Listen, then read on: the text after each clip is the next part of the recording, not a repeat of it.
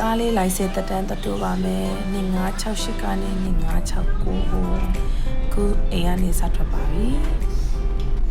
inspection center တွေကအများကြီးရှိတယ်အဲ့တော့ကိုနဲ့နီးစပ်ဆုံးကိုနဲ့လမ်းကျုံတဲ့နေရာပေါ့နော်အဲ့ဒီမှာတွတ်တိုးလို့ရပါတယ်ဖြိုးတို့ကတော့အိမ်နဲ့အနီးဆုံးမှာရှိတဲ့ inspection center ကိုသွားပါမယ်ရောက်ပါပြီအဲ့ဒီအပြရောင်လူကိုအဝိုင်းလေးပေါ့နော်အဲ့ဒီနေရာတိုင်းမှာတက်တန်းတိုးလို့ရပါတယ်အဲ့ဒီ center တွေတော်တော်များများကကားတွေအများကြီးမရှိတတ်ဘူးအခုဆိုလဲရှေ့မှာတစ်စီးပဲရှိတယ်အဲ့ဒါခဏထိုင်ဆောင်ပါမယ်ဒါလေးကစစ်တဲ့နေရာပေါ့နော်အားနေလို့ကိုရိုက်တီရိုက်ရှောက်ရိုက်ပြထားတာပါ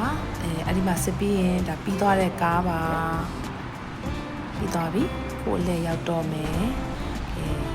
သူကကားသွားယူပြီးတော့ကားတင်ပေးပါမယ်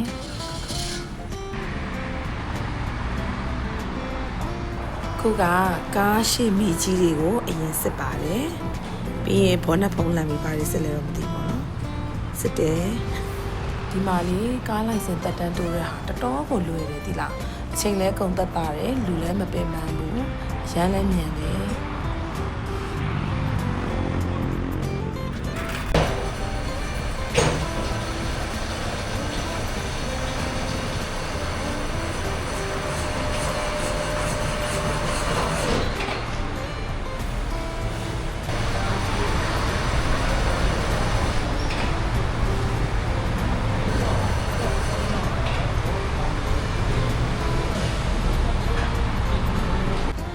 အခုဆိုရင်ကားအောက်ပိုင်းနေအင်ဂျင်နေမီးကိုထွက်နှုံးနေမီးဒီတွေအကုန်လုံးစစ်လုပ်ပြီးပါပြီကားလိုင်စင်တက်တန်းတိုးဖို့အတွက်ဘာတွေလိုလဲဆိုရင်ကားအုံနာဘုတ်ရယ်ကားရယ်ပဲလိုပါတယ်ကုန်ကြစိတ်အပြင်1929ဘတ်ပဲကြပါတယ်တပတ်နှစ်ထည့်ရပါတယ်2ရက်နေရင်အုံနာဘုတ်ထွက်ပါမယ်ပြီးပြန်တော့မယ်ဘိုင်ဘိုင်